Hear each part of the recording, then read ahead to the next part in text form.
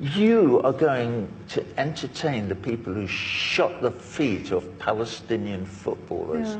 Yeah, there's two kids, 18-year-olds, that'd been to the local football stadium pitch to train, dreamed of playing at some point for Palestine, and some IDF soldiers decided to shoot. They shot one kid 7 times in one foot and 4 times in the other.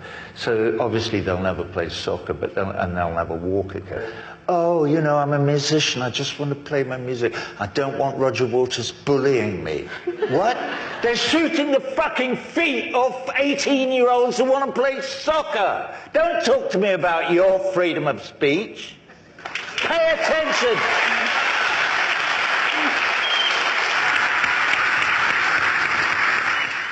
I mean, I do care about it passionately, but I don't have to live there. I'm not a Palestinian. I don't get my door kicked in every night by whoever wants to. In Palestine, this happens to people constantly, and even to children, as we've seen recently with Wahid Tamimi. Do we believe in law or not? Do we consider that human beings, individual human beings, have rights? The Israelis have been time-wasting since 1948. They pretended that they were going to go along with the UN mandate that there should be 2 states. If they were having a state, that there should be a Palestinian state as well. But they never had any intention of not taking over the whole thing. From 1948 on, they have been systematically making life on the earth that is Palestine intolerable for the indigenous people in an attempt to drive them into neighboring countries, into refugee camps, so that they can take over the whole. And I mean, at least now, they're sort of admitting it, because, you know, it's like, it was so obvious for so many years. But it's almost impossible for Netanyahu now to say the same thing again and again without kind of tittering up his sleeve.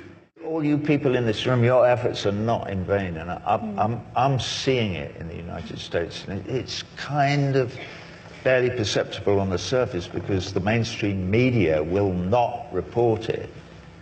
But I speak to lots of people and I hear it, and certainly in the Jewish community in the United States of America, support for Israel and its appalling colonialist policies and its racism and apartheid, the support for them is diminishing at a great rate, particularly amongst the young. Because this is a global effort, and it is really beginning to gain some purchase, and that makes me really happy.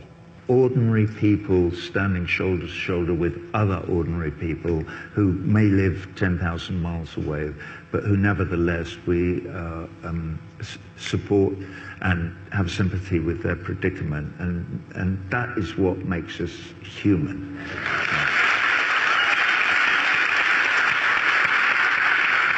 Thank you, Doctor.